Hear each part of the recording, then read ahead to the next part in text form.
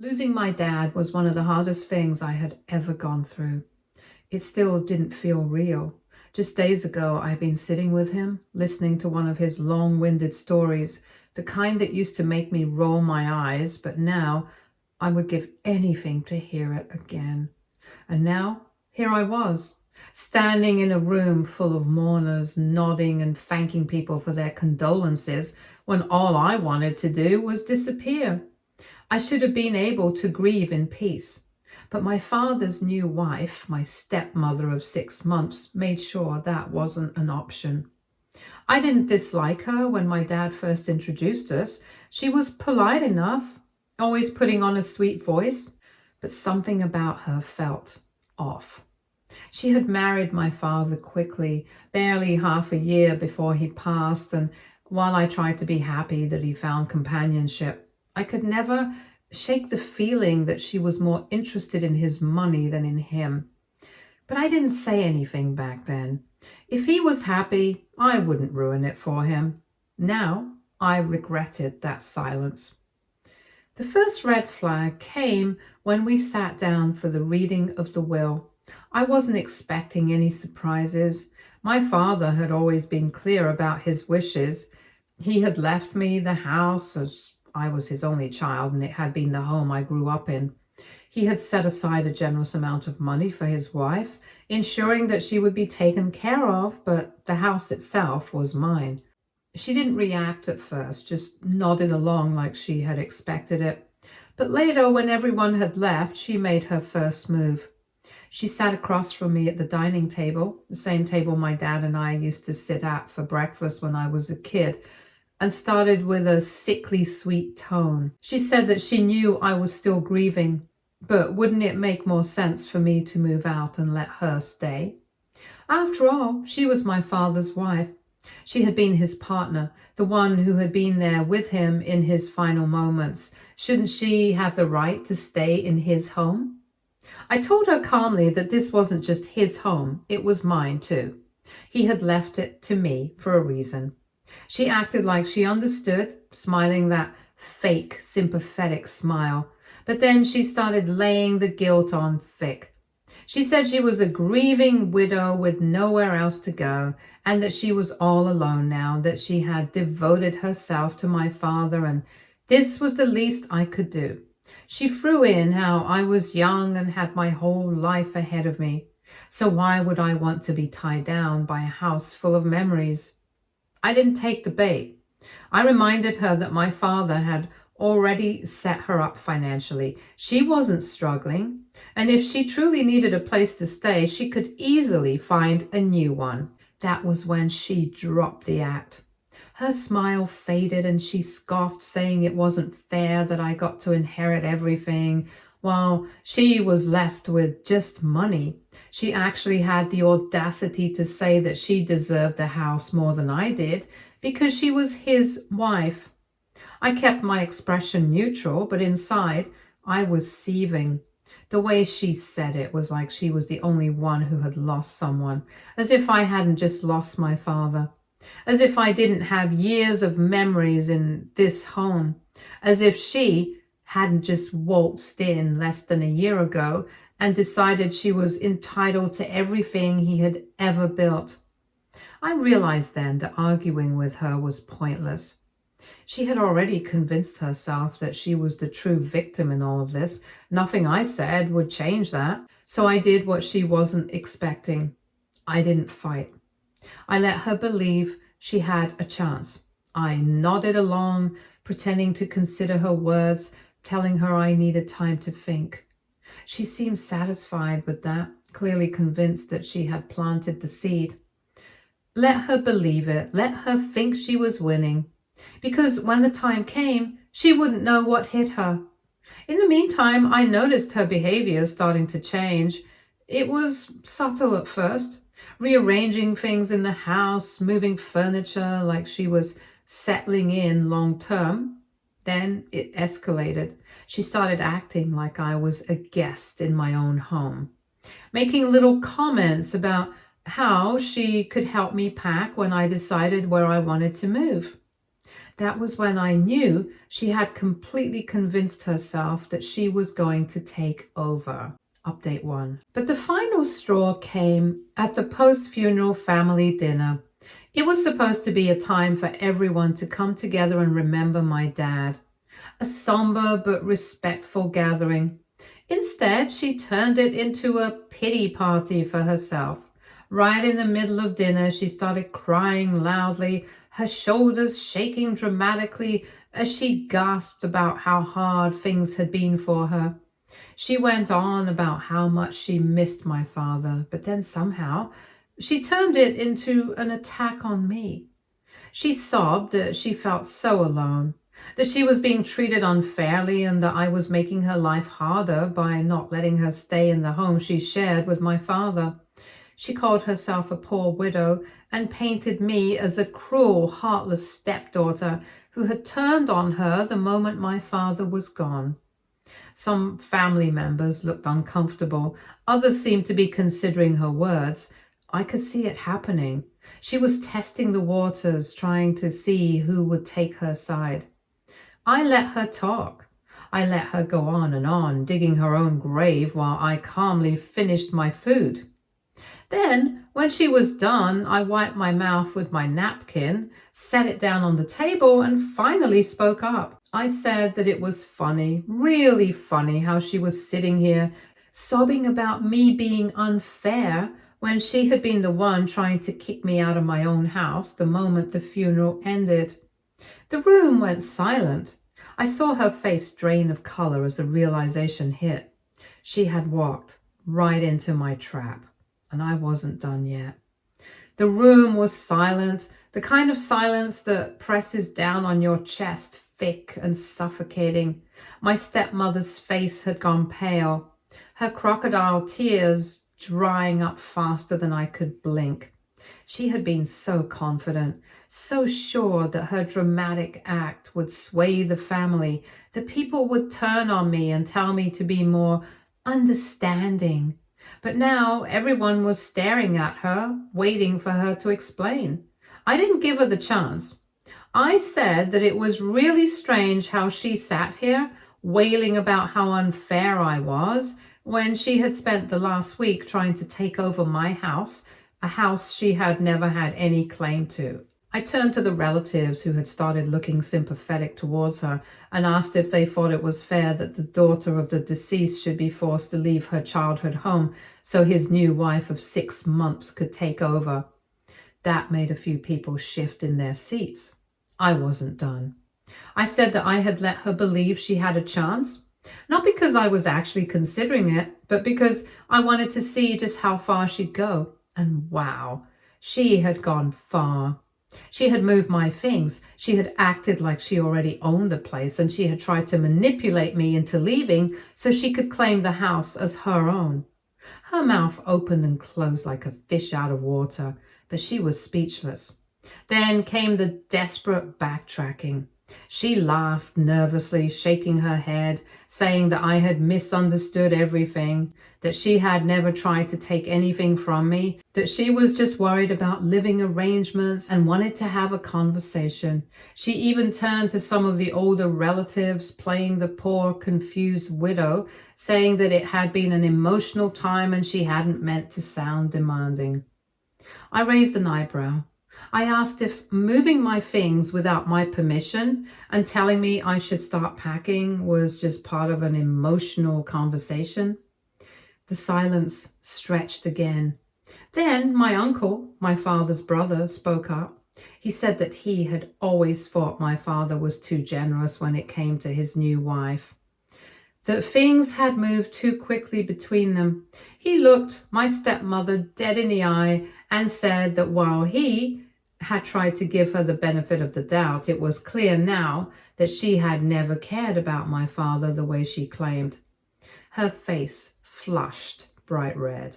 She immediately turned to damage control mode. She sniffled, shaking her head, saying that she loved my father more than anything, that he had meant the world to her, and that she was only feeling lost now because everything had changed so suddenly.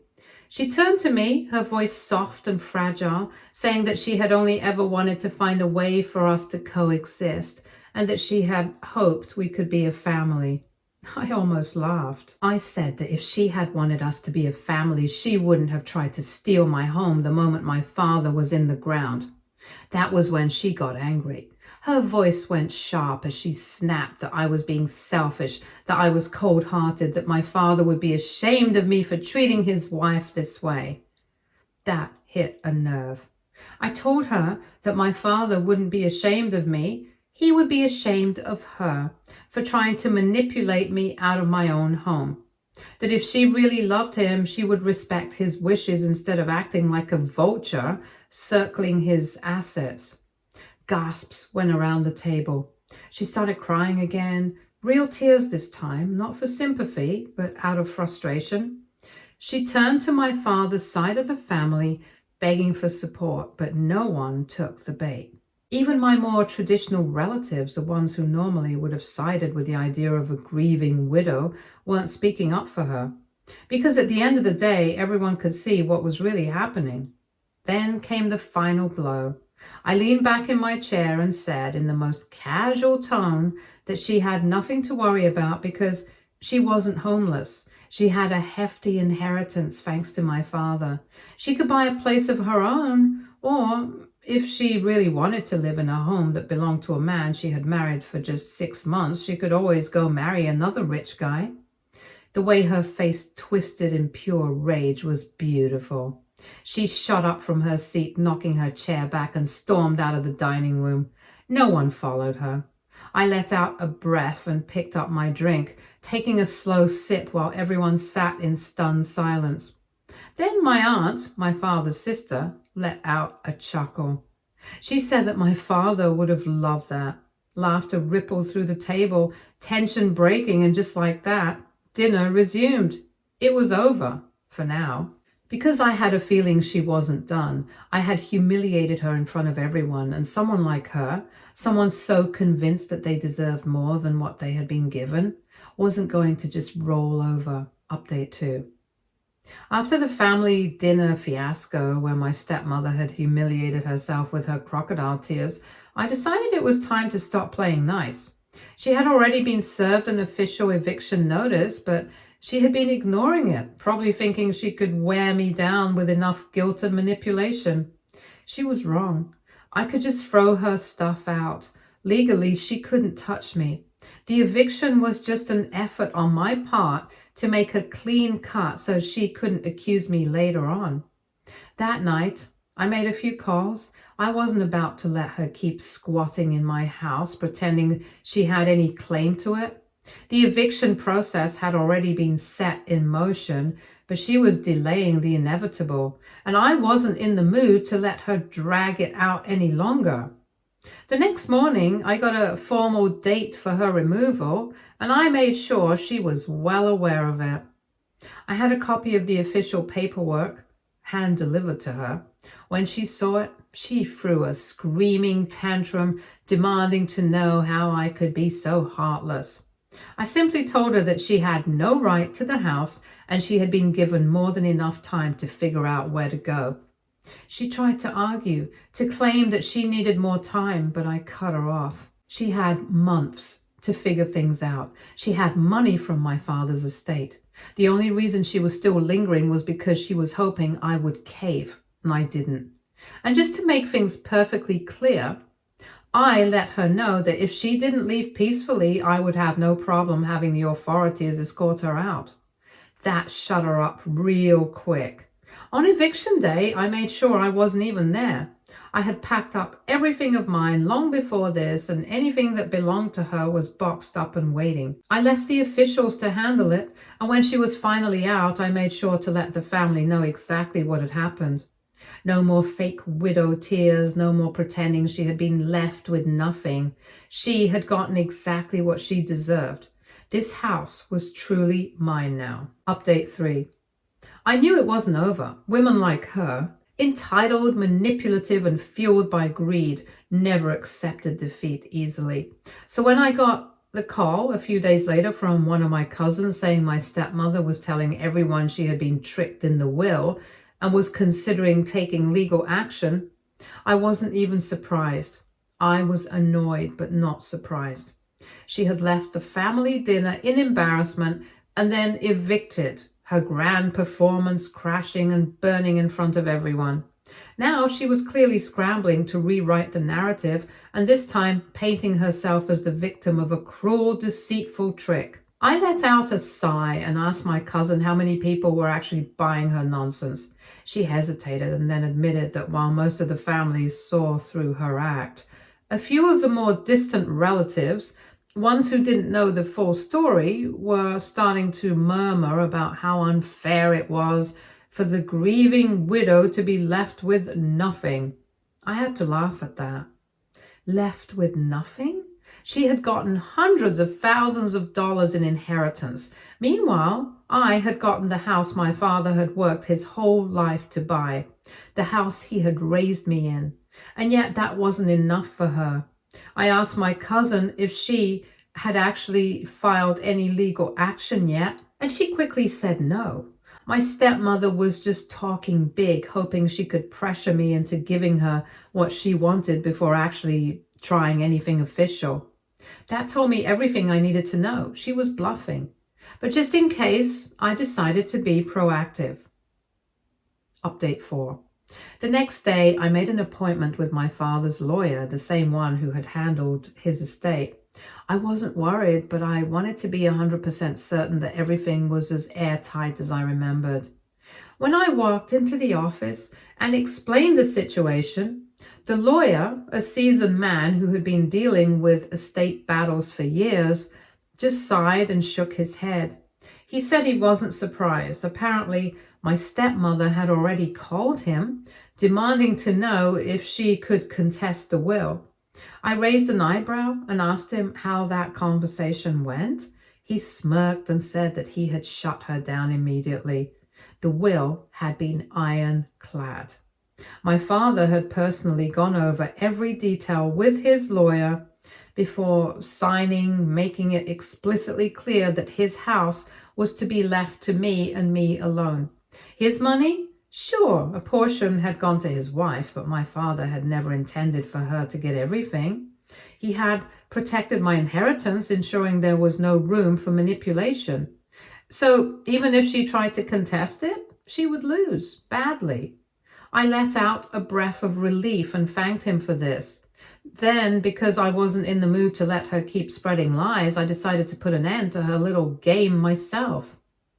That evening, I sent out a group message to all the relatives who had been buzzing about my stepmother's claims. I kept it simple and professional. I let them know that I had just come from a meeting with the lawyer and that my stepmother's accusations were completely false.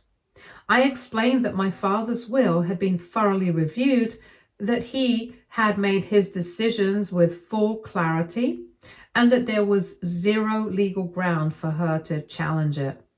I also made sure to include a little reminder that my stepmother had not been left with nothing.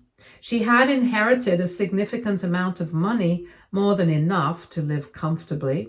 The only thing she hadn't gotten was the house that was never meant to be hers in the first place. Then, just to drive the point home, I ended the message by saying that if my stepmother continued spreading false claims or harassing me about the house, I would have no problem filing a legal complaint for harassment. Less than a minute after sending the message, my phone started blowing up. Some relatives responded with simple, understood messages, while others sent back apologies for doubting me in the first place. A couple of my father's siblings even expressed their disgust at my stepmother's behavior, saying that they had been suspicious of her from the start. And then, just as I expected, my stepmother called me. I let the phone ring. She called again. I ignored it. Then came the angry text. She accused me of ruining her reputation, of turning the family against her, of being vindictive and cruel, and she claimed that she had only ever wanted to feel secure and that my father would be heartbroken if he could see how I was treating her. I didn't respond because at the end of the day, I didn't need to. She had played her cards and she had lost. Update 5. The next time I saw her was a couple of days later at the grocery store. She looked exhausted, like she had spent the last several nights fuming in frustration. She was living in the house she got from her ex-husband. It was a tiny apartment from what I knew. But what really caught my attention was how careful she was being. She didn't look in my direction. She didn't try to start anything. She had finally realized that I wasn't someone she could push around. Update 6. 20 days later. I had my own apartment as it was closer to my office, so I didn't stay at my inherited house for now. I got a call from a neighbor, an older lady who had known my dad for years. She sounded concerned. She told me that my stepmother had been lurking around the property, hanging around the backyard late at night. At first, I thought she was just being dramatic. Maybe my stepmother was just driving by, mourning her lost opportunity to freeload off me for the rest of her life. But the next morning, I went by the house and noticed something strange. The back door handle looked like it had been tampered with. At first, I thought I was imagining it, but then I checked the security camera footage, and there she was, my stepmother, sneaking around the backyard in the middle of the night, trying to break in. I was livid. She had no shame, no sense of boundaries. She had lost the house. She had been legally evicted, and yet she still thought she could take what wasn't hers. I decided then and there that if she wanted to act like a criminal, I'd treat her like one. Instead of confronting her immediately, I waited. I knew her type. She was desperate and she would try again. So I called in a favor, a friend who worked in private security. We set up extra cameras around the property and waited. And sure enough, 2 nights later, she came back, only this time she was bolder. She had a duffel bag and was trying to force open the windows of the living room. I didn't even give her the chance to get inside. I called the police immediately. And when they arrived, she had the audacity to act like she was the victim. She told them she was retrieving sentimental items and that I was being cruel by locking her out of her own home. The officers were not amused. They asked her if she had any proof that anything inside belonged to her. And of course, she didn't. All she had was excuses and her usual fake tears. But this time, it didn't work. This wasn't a family dispute anymore. This was attempted trespassing and burglary. The police escorted her away and I pressed charges. Then word got out about what had happened. My family was split. Some relatives, mostly on her side, tried to guilt trip me, saying that I had gone too far by involving the police. But my dad's side? They were completely on my side. My uncle even called me to say that he was proud of how I handled everything. He told me that my stepmother had always been a gold digger and my dad had been too blinded by love to see it. But now, everyone saw her for exactly who she was. Her last stunt had backfired completely, and she had lost whatever sympathy she had left. As for me, I finally had peace. No more scheming, no more fake widow tears. Just me. In the home my father had left for me, exactly as he had wanted. Update 7. If my stepmother thought her stunt at the house was going to be the worst of it, she had another thing coming. Because while she was busy breaking the law, I was busy breaking apart her so-called inheritance. After the attempted break-in, I had a long conversation with my lawyer. I wanted to make sure she never had any claim to anything my father left behind. That's when he brought up something interesting. While my dad had left her a portion of his estate, the will wasn't airtight. There were loopholes, and it wasn't just one, there were several. Turns out my father didn't want anything to be too complicated with her part of the inheritance in case something happens, probably assuming that my stepmother wouldn't challenge anything, but she did.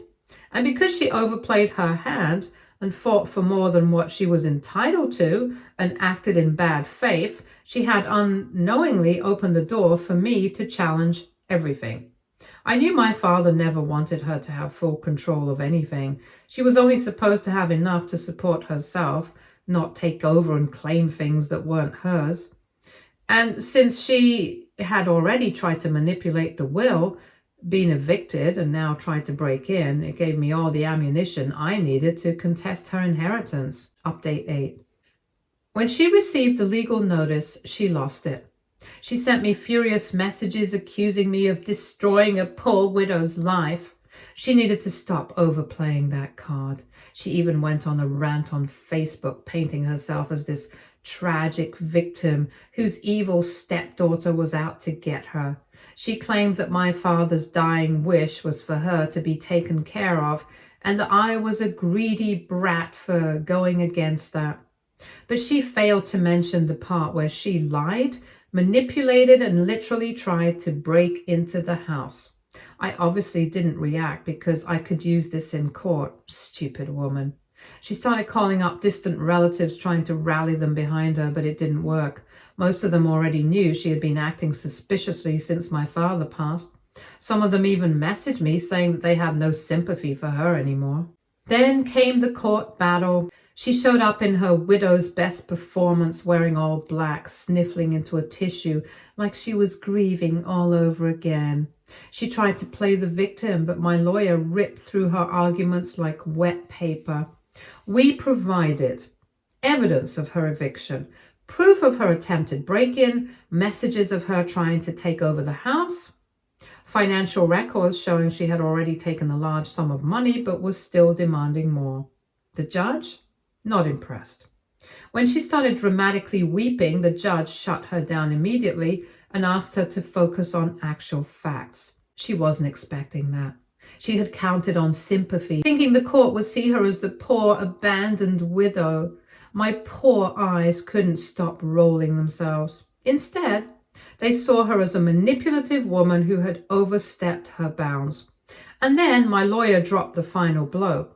We argued that because she had acted in bad faith, she had violated the terms of her own inheritance. The ruling came in faster than expected. She lost everything. Her inheritance, gone. The money she had already taken, she was ordered to return a portion of it. The house, legally and officially mine like it always was. The moment the judge announced the ruling, she sat completely frozen. Then, in front of everyone, she let out a wail like her life had just ended. She clutched her chest, mumbling about how this was unfair and that she was being thrown onto the streets. The judge didn't care. They simply told her that she had made her own bed and now had to lie in it.